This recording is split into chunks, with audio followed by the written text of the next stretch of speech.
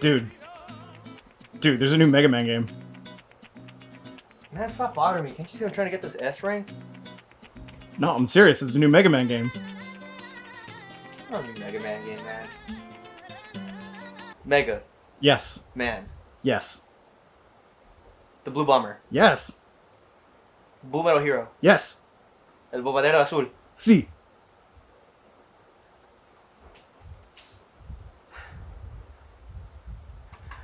Fight for everlasting peace, Mega Man. Yes. Oh.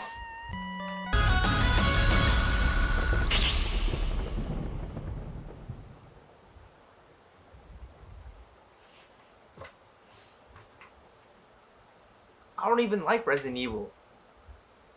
It's cool, I guess. But everyone's talking about, oh, just go play the new Resident Evil 9, it's so good. Oh, where's everybody going? Bingo? Oh, play Resident Evil 4 is the greatest game ever, huh? Agárralo! Ahí está! Like, it's kind of funny, I guess. It's really bad, man. Ever since Mega Man 11, man, I can't hold a fucking steady job. My girl left me. I'm in thousands in debt. I feel like I couldn't do it. Not without him, but... Get back, man! Oh my god, I pretend to fucking like this shit anymore. Come on, man.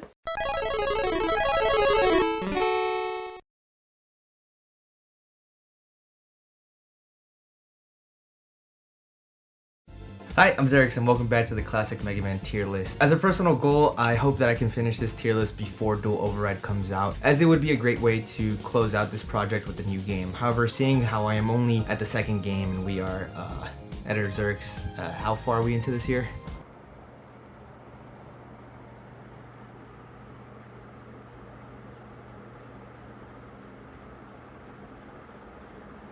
Either way, I am excited to talk about Mega Man 2 as it's one of my favorite games ever. But at the same time, I am also dreading having to talk about Mega Man 2 because it's one of my favorite games ever. For those who don't know, Mega Man 2 can be and has been a point of contention for fans in the franchise, and it's not because the game is bad.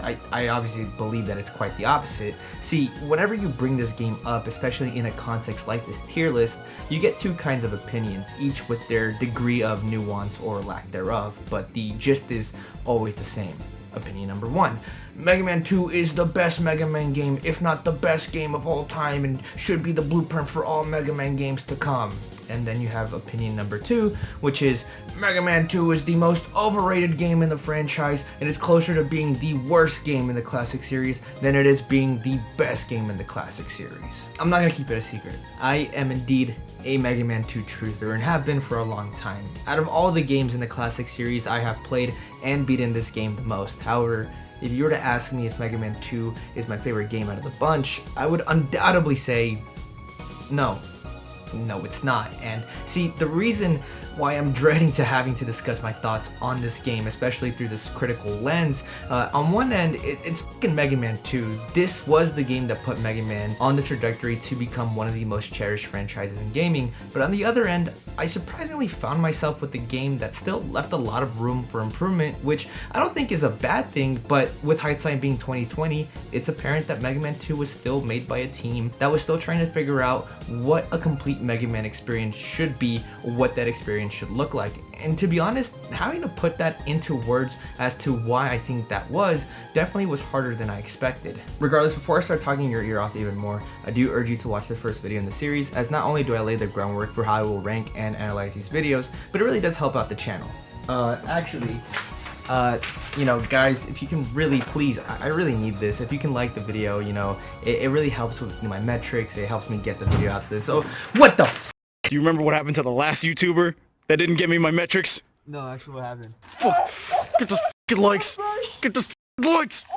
Get the f***ing likes. Here's a look at the tier list so far. Obviously, it's not much. Oh my god. Here's a look at the tier list so far.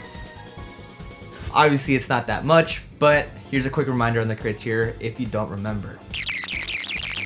Got it? Good. Remember, if I say anything stupid, it's probably because it is, and honestly, I'm done sidetracking. Let's do this.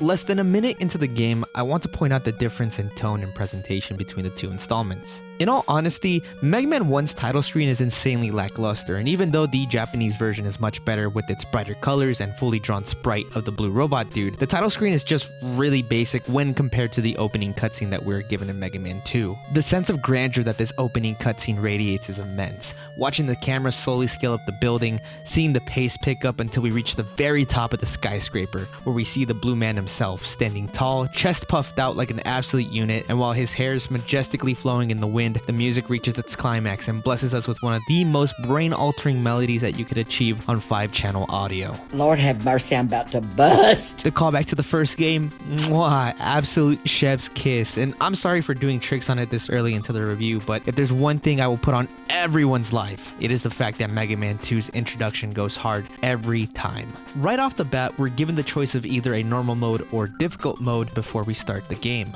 The normal option is exclusive to versions released outside of Japan. Difficult mode is just the Japanese version in disguise, and without having to go into extreme detail, the only real difference is that Mega Man deals twice as much damage with his weapons, and the rate at which enemies drop items is increased. I think normal mode is a great inclusion for first-time players of this game or the series in general. Just to preface, I am basing my whole review of this game on difficult mode as it is the original version, but I don't think the differences between either modes matter because in the grand scope of things, the core experience is nearly the same. Okay, so after choosing the difficulty, we are given another quality of life change, and that is the new password system. All you have to do is fill out the right spots on this 5x5 grid, and you should be back close enough to where you were before. The player gets a new password after defeating a robot master or anytime they would get a game over. I know that nowadays these kinds of systems are virtually obsolete and useless, but I can't help but to feel fascinated by the fact that games from this era have the player practically program their own save states as a workaround. As explained to us in the intro, Dr. Wily has returned with a whopping total of 8 originally designed and built Robot Masters to not only try and attempt to take over the world for a second time, but also specifically crafted each one with the primary purpose of defeating Mega Man. I'm a bit confused on a couple things. First off, what did Mega Man do after defeating Wily? I mean, I understand that Mega Man can't get rid of him the old-fashioned way with the whole laws of robotics and ethical dilemma programming a machine with murderous intent, but no time in the bin, no nothing? And again, I'm not truly convinced that Wily really hit the mark with making these new Robot Masters. What about giving one of your super killer robots childhood obesity makes them super dangerous? And I swear that Bubble Man is just a dude in a scuba outfit. Jokes aside, I do really like the overall designs for these Robot Masters, and this stage select screen is pretty neat. The Robot Masters are all given their own little detailed portraits, which I think it really lets the personalities of these characters be put on display in a way that's both noticeable yet seamless. It's funny seeing mostly everyone being serious, but then you have Quickman on the side with his shit-eating grin with his boomerang on his head sticking out of the frame. There's also Heatman, who looks like he's mid-rip, doinked out of his mind fantasizing about how he could turn Woodman into the fattest blunt right now.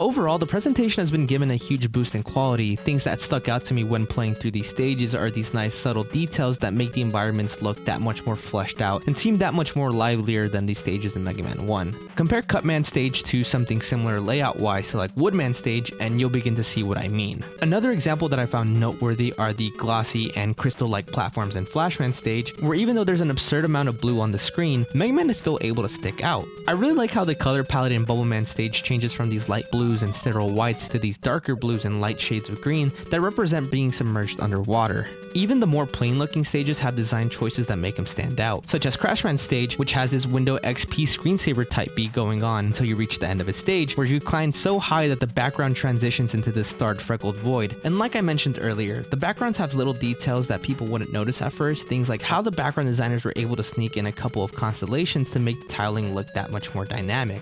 Details that in the grand scheme of things don't matter, but it's the dedication to include something so small that makes this game look so cool nearly 40 years later. I know what you might be thinking though. Zerx, be for real. It's not that much different as before, and though that would be true on paper, in action, it can't be further from the truth. Mega Man 2 makes the blue little guy feel different in the player's hands. Even though he still carries that stupid tiny amount of momentum at the end of his running animation, it just doesn't nearly feel as awkward as it did in Mega Man 1, and by all means, I'm not trying to prop up Mega Man 2 by making it seem as Mega Man handled like buns in the first game, far from it. However, what I am trying to say is that there is a noticeable difference in how he moves between between both games, and I hate not being able to back it up with actual evidence, but sometimes the vibes just don't lie. I feel like Mega Man has more of an oomph when it comes to this game. His movements are snappier, his stride carries more weight and speed, yet the fluidness remains the same. His jump continues to be the perfect balance between agility and density. He smokes too tough now, his swag is too different, and his buster is even badder. Please, Mega Man, they might kill you. Oh. On the surface, these stages don't seem that much different from the kinds of levels that we saw in Mega Man 1, and though I didn't bring up what I'm about to say in the first Mega Man review, I do think that the level design in Mega Man 1 can feel a bit repetitive because oftentimes the focus is on the player having to deal with different waves of enemies while platforming over generic terrain such as spikes or bottomless pits, and as a consequence the level structure felt a tad arbitrary at times. This kind of level design leads to situations like this section, Iceman stage, where it has me asking at what point does the stage indicate that the final platforming section will be this, and what purpose does this section serve the stage besides just giving the player a scary hurdle to overcome? Like, I get that you can levy this criticism against any platformer ever, but what Mega Man 2 does differently is that it now breaks down each stage into 3 to 5 major sections, where each section has one stage specific motif that it sticks to before transitioning to either another slightly more generic obstacle or progressing into a more difficult version of a prior section. This kind of level structure in Mega Man 2 not only helps with the overall pacing and coherentness of the level structure itself, but it also helps with making each stage feel that much more distinct from each other, not only visually but through gameplay as well. What makes these two sections different in my eyes is that Airman stage from beginning to end includes platforming where there is a constant risk of falling into the depths below, because as you can see, we are suspended thousands of feet in the air. But in Iceman stage, there is no real reason why these two pits are here, and if you're gonna make the player go over them, just stick to these pain in the ass disappearing block puzzles. Even if the platforming doesn't lend itself to the theming of the stage, the consistency in design will make up for it. It's enough to where the progression of the stage feels intrinsic and the increase in difficulty seems natural, which funnily enough, He-Man stage does exactly what I'm talking about, and honestly, I still don't like the Yoku blocks here either, but at least it makes sense as the entire stage prepares the player for this section alone. But also, I just wanted to shit on Iceman stage one more time because these platforms. Some more examples of stage specific challenges or obstacles. There is Quickman stage where it doesn't have any spikes or bottomless pits, but in spite of that, the player's ability to maneuver with Mega Man is still tested through these lasers, as the slightest touch of these beams means instant death. Any amount of hesitation when avoiding these things can prove fatal. Bubbleman stage is the only Robot Master stage where the player has to deal with spikes, and even that's flipped on its head as the spikes are now on the ceiling, testing the player's ability to control the height of Mega Man's jump. And as the water makes Mega Man more buoyant, it increases the risk of accidentally jumping in head first into the spikes. As the final example, all the enemies in Woodman stage are animal based. Most of them don't even appear in any of the other stages, and the only one that does make a recurring appearance only does so in 2 other Robot Master stages where the player finds himself at great heights, which again is an insane attention to detail that I didn't recognize until now. Scattered throughout certain stages are these new pick-me-ups aptly named E-Tanks, a consumable item that restores Mega Man's health to the fullest. If these sound like they're broken, it's because they absolutely are. They might as well be a second life in a can, but as a way to balance this very valuable item out, the game allows you to only stack up to 4 at a time, and anytime you get a game over, the game will do away with any E-Tanks you might still have in your possession. Regardless, this is a 10 out of 10 addition to the formula, and ever since this game, E-Tanks have become as recognizable as the Blue Man himself, and I would even argue that the image of the E-Tank was synonymous with that whole "I paused my game to be here" iconography of the 2000s. You know what I'm talking about. In the shadow of the green Triforce graphic tee sits the forgotten navy blue t-shirt with the ridiculously oversized E-Tank stamped onto it. The last change to the Robot Master stages is that the last hallway has been pacified, becoming a safe room where we can relax and are prepared for the fight ahead. Honestly, I'm pretty indifferent to this change as the last hallways from the first game weren't too hard to clear, and in a way, less beneficial for the player as we no longer have a method to farm some health or weapon energy before a fight. But as a trade-off, it is nice that it takes less time to get from one end to the other, and you don't run the risk of dying at the last screen before the Robot Master fight.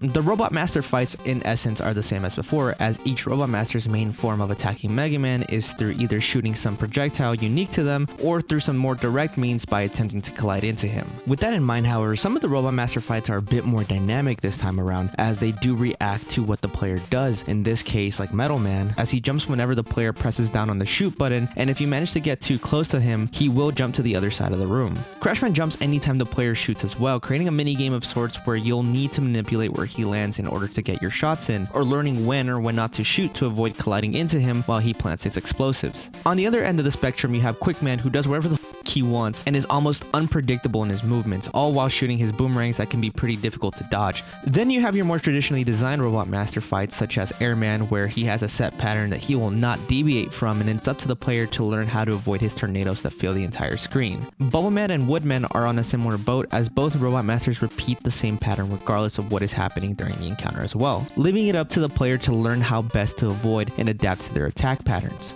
Flashman and Heatman are both interesting, as both bosses react to whatever the player is doing, with Flashman essentially tracing Mega Man's movements, trying to catch a player's landings, or by stopping time close enough to the player where he will spray and pray to various levels of success. Heatman reacts when taking damage and will charge at the player head on, and he'll even be a bit sneaky, as the lengths of his charges will vary and can trick the player into jumping too early or too late, forcing the player to take a hit from landing on top of Heatman.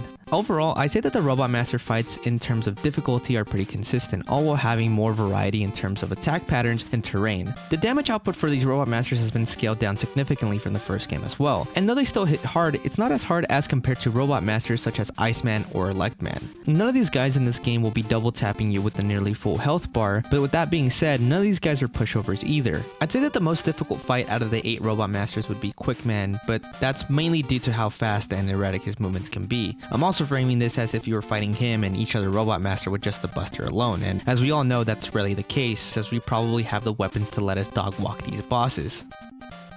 I don't know if this is a hot take or not, but I think that the abilities that we're given in this game are far more useful on average when compared to the weapons in Mega Man 1. Before I go into detail why I think that is, while also going over how each weapon works, let's address the elephant in the room first. Yes, Metal Blade is busted, there is no denying that. It shoots in all 8 directions, it's quick to shoot, and it's cheap to use. The other reason why Metal Blade is broken is because it does an insane amount of damage to half of the Robot Masters in this game, including himself, which basically makes Metal Man a shoo-in for a decent chunk of the player base. That being said, I have witnessed some people use Metal Blade as a way to levy negative criticism on the game's weapon design and overall balance, so far as to say that Metal Blade makes every other weapon in this game nearly obsolete, which in turn makes the game too easy, and I just don't agree with that sentiment at all. I do want to preface by saying that a lot of people experience this game through normal mode, which again buffs your weapons twofold, so I understand where the impression comes from. So it brings up an interesting question of whether people who've only played this game in normal mode should be listened to when making any sorts of claims or criticisms about this game, and I gotta say, no. Play this game how God intended.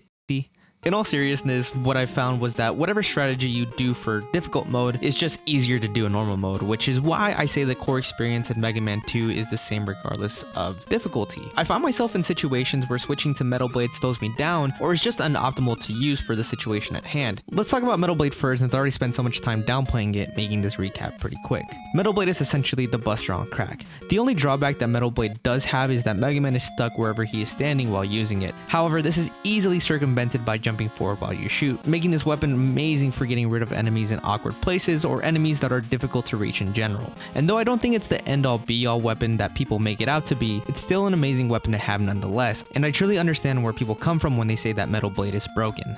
Next we have Time Stopper, which is more of an ability than a weapon, and as the name suggests, it freezes everything for a brief amount of time. This is personally one of my least used weapons, but it does prove useful in certain situations. If you're having trouble with the lasers in Quickman stage, it's actually encouraged that you use Time Stopper to help you navigate through these sections. The game even scatters large energy capsules around the stage to make Time Stopper last even longer. Overall, this ability is decent at best, but due to how circumstantial its general uses can be, it's definitely one of the more meh Robot Master weapons.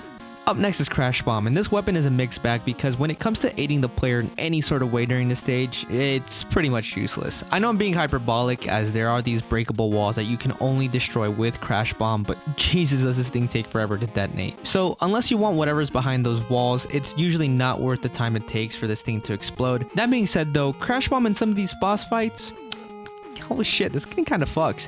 If you're able to take the handful of Robot Masters that have a pseudo weakness to Crash Bomb and have them pretty much sit in the explosion for as long as possible, you've never seen a health bar melt so fast in your life. But honestly, it's still pretty inefficient in most fights, mainly due to how long it takes for it to detonate, and you're only given 7 shots in total, which makes missing with this thing feel even worse. But trust me when I say that this weapon gets the best redemption arc out of all of them, but I don't want to spoil too much, so we'll move on.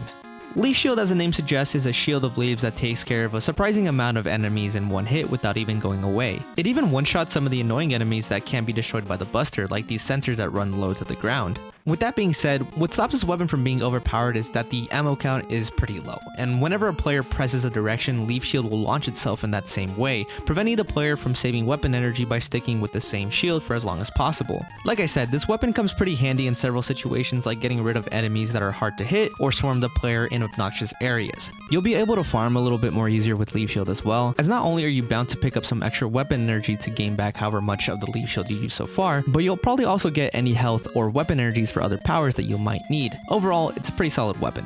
Our 5th power is Quick Boomerang, and yep, it's definitely both of those things. Hands down, I would have to say that this weapon is among the best in the entire game. Similar to Metal Blade, this thing has a ridiculous amount of ammo, it's fast, and it's good at dealing with at least half of the robot masters in this game as well. What sets it apart is that this weapon is automatic, meaning that you don't have to keep pressing the shoot button each time you want to fire a shot. But in case you do, god damn, these boomerangs come out flying. With that in mind, what probably knocks it down a few pegs for some people is how short the range is and how linear its shooting pattern can be. But just like Crash Bomb, just wait until we get into the later half of this game to see how good this weapon can be. Following that up, we have Air Shooter, which shoots 3 tornadoes at a time while going upwards. I don't have much to say as its applications are pretty straightforward, or upward in this case. That's a terrible joke. I don't know why I wrote that. Jesus Christ.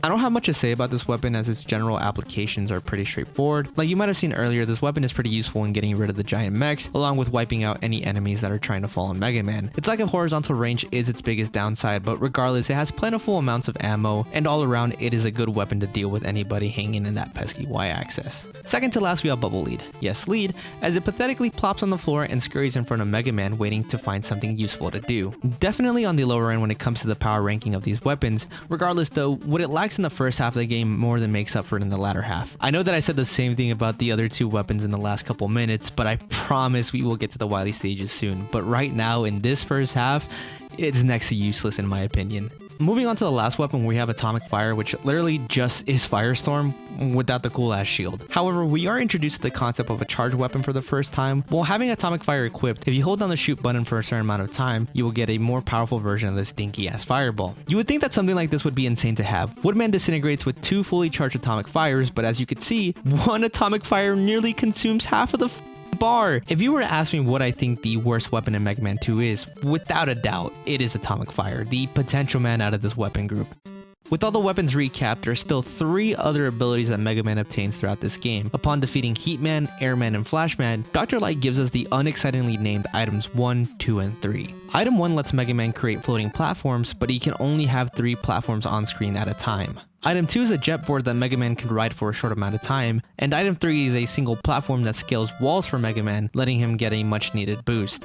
From a game design perspective, the items are this game's replacement for the magnet beam, because when you think about it, each item is a piece of what the magnet beam could do by itself, now making it so that the player has to decide on what item they would need for a given situation. Despite being a nerfed and compartmentalized version of the magnet beam, I think the items are still insanely useful and even more fun to utilize in my opinion. I also think that giving the player these items through defeating said robot masters rather than being pickups that the player has to go out of their way to obtain is a change for the better, as it doesn't pigeonhole the player into one specific and objectively efficient boss order. It shouldn't surprise you that I think Kitamura and company really cooked when it came to making these weapons. And it's not only due to how useful majority of them can be in any given situation, but it's like I mentioned before, the general structure in the first half of the game is made in a way where there is a ton of different solutions for one singular problem. And going back to what I said about Metal Man is a great way to start off the game, not only for the weapon, but because of the level itself. You get an easy E-tank, the level's very doable with just the buster alone, and you get one of the best weapons in the game, which allows you to take on one of 3 different robot masters, keeping your options as wide as when you started the game.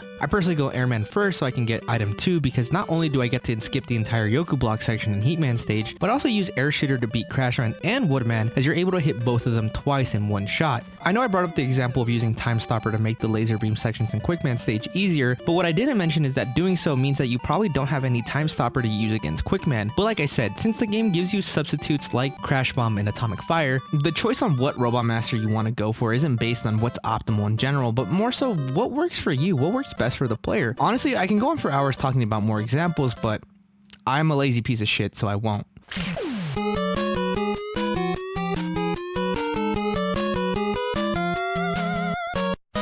Just like in the first Mega Man game, defeating every Robot Master allows us to go after Wily, who's been hiding in his new and improved castle. The game now adds a cool little visualizer that outlines the path Mega Man is taking when going after the Mad Doctor. We start off just outside of Wily's castle, where we have to use everything that we've acquired throughout the first half of the game in order to progress through the gauntlet of enemies up ahead. Wily Stage 1 is pretty tamed, as your biggest challenge is scaling up the ginormous walls of Wily's castle, where at the top we have to traverse through a giant chasm, but as we make our way across, we are then ambushed by a gigantic dragon. After going through one of the most terrifying platforming sections in the game thus far, we finally reach a point where we can turn around and defend ourselves from this pudgy creature. The Mega Dragon's main form of attack is shooting a burst of fireballs in the direction of wherever Mega Man is currently positioned. Obviously, with 3 floating platforms separating us from immediate death, the fight gets 10 times more difficult, as any amount of knockback or misjudgment from jumping from platform to platform will cause Mega Man to fall to the abyss below. The Mega Dragon is weak to atomic fire, but since his weapon is absolutely fraudulent, only one fully charged shot shaves off about a quarter of its health.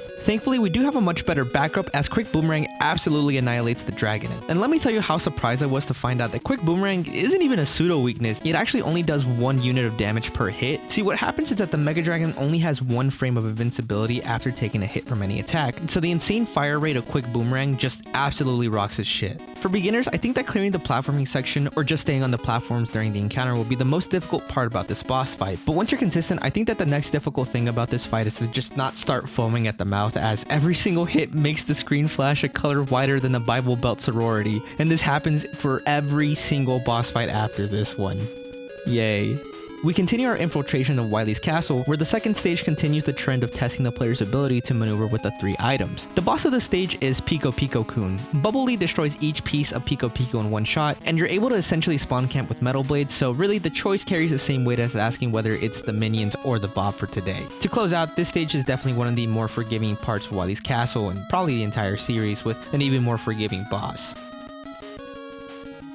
Moving on to the third stage, we find ourselves having to descend onto what I can only describe as some part of this castle's plumbing system. I mean, look at this water, man. They left this nugget dookie dirty. The biggest challenge in this stage is avoiding the spikes that cover the inner linings of the wall. This is made even more challenging as the player will have to react to where the spikes are located all while the screens are transitioning, which makes steering Mega Man away from instant death that much more stressful. The boss of the stage is a bit surreal because it's literally just a giant guts man attached to a tank from the waist down. Despite how insane this design goes, he unfortunately is the easiest boss in the entire castle. You're pretty much able to take him down before he even gets to the other side of the screen, and even then his attack are underwhelming, as all he does is lob these little pellets that are easy to avoid and absolutely thunder these mets from his mouth, which honestly it's pretty funny to see.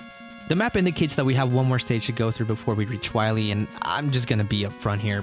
This stage can jerk me off from the back. I understand that fake floors aren't anything new since they were used in the second stage of Wily's Fortress in Mega Man 1, but the difference is that in Mega Man 1 it was like a little cute, gotcha, we tricked you, you thought you were gonna get that energy capsule but you didn't. But in this game it might as well be an equivalent of a late 2010s YouTube prank. Like, the developers were probably sitting in their chairs laughing while like slapping their fat bellies, thinking of all the ways the players can fall prey to their sick twisted jokes. For those who didn't know, you can actually use Bubbly to show you which tile is fake, and that's neat I guess, but regardless, cute. Second, this sequence of rooms probably has CIA agents asking how they can make an experience that's even remotely as agonizing as this, and whoever thought that the best checkpoint for this stage was right before the ziplines of doom and despair, I will find you and change the course of our lives. Last of all, this boss, the whole gimmick of this fight is that you have to find a way to destroy all 5 turrets spread across this room, but the only thing that can destroy these things is Crash Bomb, which again, a full bar of ammo is only worth 7 shots. There's also 4 walls that shield these turrets, and it's up to us to find the right walls to break, because if we pick the wrong wall, we might as well have soft locked ourselves out of the game. See, my issue isn't that we're forced to die and try again. My problem is that we have to start from here, do this bullshit again, try to farm weapon energy until we completely restocked on Crash Bomb, and then attempt to beat this thing again. People want to complain how hard the Yellow Devil is in the last game, but at least we're shown a tiny bit of mercy as we're taking back to the entrance of the room. Regardless, I just wanted to get that off my chest. This stage was the bane of my existence when I first played this game as a kid. I can't tell you how many times this stage has increased the amount of time I've spent on a single playthrough due to not quite remembering where I need to shoot Crash Bomb at and start from the beginning. However, through proper planning, this stage can be just as quick and easy to get through as the rest. There's even a way to save some Crash Bomb by placing the bombs in areas where the white hitboxes of the explosion destroy 2 things at once. You can also cheese this fight by pause buffering during the time the turrets shoot at you, causing the pellets to phase right through Mega Man. Do be wary, however, as you cannot pause when there's a crash bomb on screen or any weapon in general. Ultimately, if someone complains how difficult or how bullshit this stage is, I can definitely see why, as it is the stage where a lot of things can go wrong, and in my opinion, it's probably the point in where most people's experience with Mega Man 2 is soured. Finally, we make it to the final stage of Wily's castle. However, it's not much of a stage, as it's more so a room where we find ourselves surrounded by 8 golden capsules, where it's safe to assume that we will be fighting each Robot Master once again. Now that we have each weapon, these resurrected bots are no match, and upon defeating them, they drop a large health capsule to help us endure the gauntlet of the refights. After defeating each Robot Master for a second time, a 9th capsule materializes in the middle of the room, where stepping into it teleports us to our final confrontation against the Wicked Doctor and his new and improved airship. This fight can be pretty hard, as Wily's machine really throws some hard bitches at Mega Man, and if you're stuck between a rock and a hard place like this situation here, always take the shot from the projectiles, because colliding into Wily's ship will do significantly more damage. Crash Bomb is the true weakness of Wily's ship, but honestly you can use a myriad of weapons to defeat Wily, most famously standing in one side and shooting Metal Blade. However, after finally destroying his machine, Dr. Wily actually manages to flee once again in his saucer, and as his castle begins to self-destruct, the floor underneath our feet disappears, and it is at this point that we begin our descent into the unknown.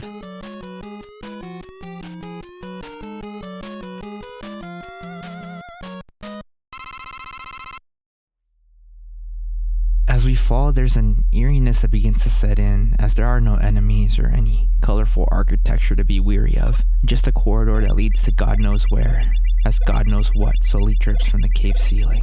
Yeah, I know, SpongeBob roller coaster gift, but holy tonal whiplash, Batman, what is this enigma of Amigara as stage? As we march forward, we go past the door where we find ourselves in a dark abyss. Suddenly, Dr. Wily appears once again, and as he jumps from his saucer, it is revealed to us that Wily has been an extraterrestrial the whole time? My god, think of the implications. Were we fending off an unknown invasion the entire time? Are we even prepared to face such a thing? Where's the real Dr. Wily? What's going on? Oh. We are slowly shown that this was merely a room of smoke and mirrors, and that Dr. Wily was still the one controlling and manipulating everything in the end.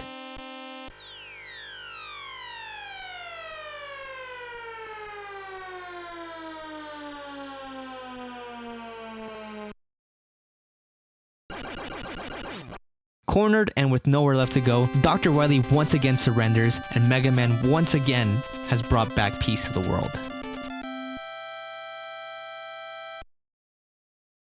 Mega Man 2 is a special game, and it's not just because of what this game did better, or what things it did have that maybe Mega Man 1 didn't. Rather, what makes this game so special were the people that gave every ounce of passion, will, and determination to make this game possible, because they believed what they were creating was going to be something special. After the release of Rockman, Capcom wanted to move on and forget about the Blue Bomber, as the company considered the game's financial performance to be rather poor. The team would soon be split up to work on other upcoming projects, and in most timelines, that was it. That was the end of Mega Man's story. But luckily for our blue hero, the man who brought him to life wasn't gonna give up on him so easily. Kitamura knew that he created something unique, something that had so much potential to be great, and that all he needed was another chance. With the experience that he and his team had gained from developing Rockman, he knew that he could make the blue little guy into the phenomenon that Capcom was looking for. Kitamura went to one of Capcom's executives and asked if he would be able to create a sequel for Mega Man despite the relatively low interest from the company. Surprisingly, the request was accepted, but Kitamura was given 2 big caveats. The first stipulation was that all time that would be spent developing this sequel had to be done so on their own accord, meaning that the entire development for Mega Man 2 could only be done on whatever amount of free time was left after working on whatever project was assigned to him. Condition number 2 was that he had until the end of the year to release it. They were 4 months away from 1989.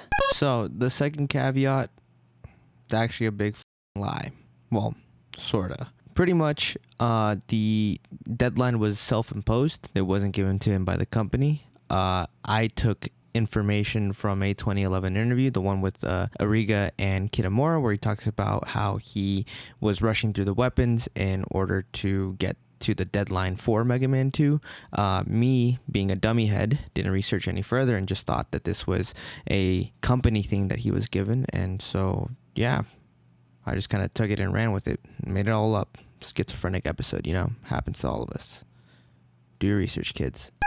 Kitamura would invite his original Rockman team to come work on the sequel, and shockingly, almost everyone would accept, with the exception of composer Manami Matsumae. Luckily for the team, they would be able to find a new composer, along with 2 other new members. Takashi Tateishi would take over as Rockman 2's composer, and the other 2 were artists credited under the pseudonym of Nagineko and 2M03CM Man. Or, I didn't know how to write a joke. So 2M03CM Man is actually his height, so 2 meter 3 centimeter man, which means that he is 6'6" in the Imperial, system. And that's crazy that they had this man working in the booth. Like, he should go pick up a basketball. The team had worked long, excruciating days, with Keiji Inafune stating that the team would work 20-hour days when working on Mega Man 2. But despite the honest-to-God exploitative work hours, Inafune thinks back on his time developing for Mega Man 2 very fondly, even stating that it was his favorite game that he had worked on during his time at Capcom. In 4 short months, this team was able to develop an experience that has taken them almost double the amount of time the year prior. Through refining what was already there in terms of visuals and gameplay, revisiting ideas and designs that were cut from the first game, even fans were invited to help as the team opened up the very first Robot Master design contest, much like how the tokusas that inspired Kitamura would do for their shows and manga. Along with all the people at Capcom who lent a hand at some point in development, the team was able to release Mega Man 2 on the 26th of December. When I see the credit roll theme, I can't help but to sit back and smile. Smile not only because I finished what I think is a great game, but also smile from seeing all the names that appear on the screen, to see how many people got together to make this game happen. From the 8 winners of the contest who got to see their own creation get put into this game, the 8 main developers who, again, in their own free time got together to work on this project. Even Matsumae was included in the credits, as her credit song from the first game was used as the intro, along with helping Tateishi write some of the melodies for Airman stage. There are roughly 40 people credited under the special thanks section, people who had no incentive to help but did so anyways because there was something in Mega Man that was worth pursuing. The point I'm trying to make with this history lesson is that Mega Man 2, because of the circumstances that surround its development, has a quality that few games are able to achieve, and that quality took me a while to find a word for because it's not something to describe, but a feeling that is experienced only through playing the game, and that feeling is enthusiasm. If Mega Man 1 was the foundation, then Mega Man 2 is the furnishing that gave the franchise its spirit, and without either of the two, I truly believe we wouldn't have the Mega Man that we know today, and that's why I hold Mega Man 2 in such a high regard. From when we start the game until we defeat Wily, Mega Man 2 radiates this bright, vibrant energy that is endearing and hard not to get consumed by.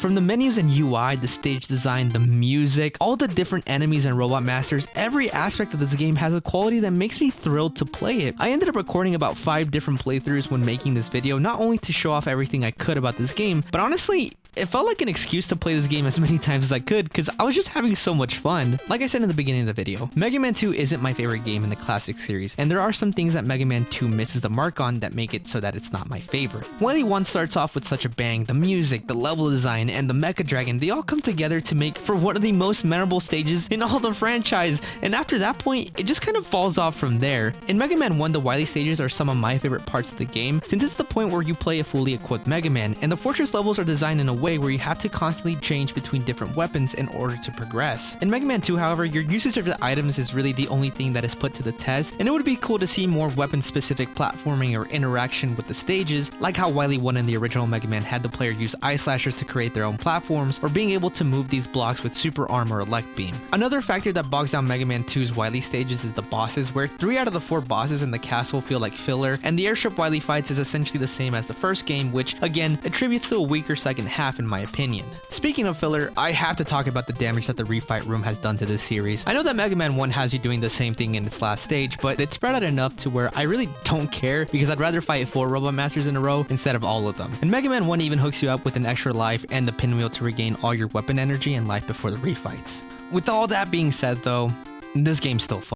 Every issue that soured my experience while playing the first game has been fixed. For example, the fact that Mega Man doesn't fall like he has 2 cinder blocks tied to his legs when the platform disappears from under him. Another example is that there's no more moving platforms that can decide when to hit the nastiest no clip on Mega Man and have him visit all 9 circles of hell. Invincibility frames truly make you invincible, and the boss fights actually end upon the boss's defeat. Funnily enough, I did encounter the situation where me and the boss both killed each other at the same time, even happening in 2 separate occasions, and yet the game still accounted them as a victory on my end. So it's nice to see that the game favors the player in those kinds of situations too. I already praised the increase in quality in presentations, gameplay, and visuals, and Takashi Tateishi, my hat's off to you. Sometimes the side chick ain't even a chick. Sometimes it's the original soundtrack of Mega Man 2 on the Nintendo Entertainment System. Every song in this game is a banger, especially when you don't got a bitch in your ear telling you that it's overrated. Jokes aside, I want to tie everything together by saying that I truly understand both sides, as I see pieces of myself in the person who thinks this game is the epitome of Mega Man, but I also see myself in the person who is extremely tired of seeing this game being represented in every collab or announcement as if it were the only game in the franchise. In the end, the only thing I have to say about these two sentiments is render to Mega Man what is Mega Man's, and render to Capcom what is Capcom.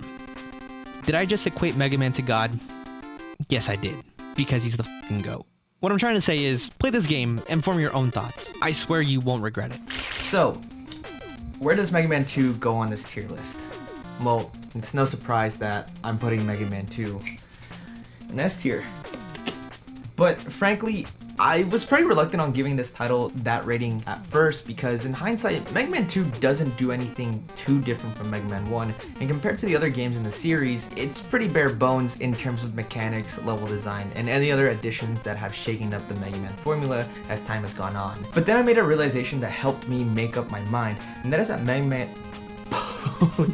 But then I made a realization that helped me make up my mind, and that is that Mega Man 1 walked so that Mega Man 2 could run, and Mega Man 2 ran so that the rest of the franchise could soar. And I truly believe without this game, there is no Mega Man, period. And then like the rest is the voiceover. Cool. Nice. Hey, if you made it to the end of the video, thanks so much for watching. Yeah, it took me 6 months to make this shit. Can you believe it? Hopefully the Mega Man 3 video does not take me as long, and it won't. Gotten back into the working mood again, so hopefully get that out as soon as possible. But yeah, watch the other video, the Mega Man 1 video, if you haven't already, and I'll see you next time. Thanks for watching. Bye.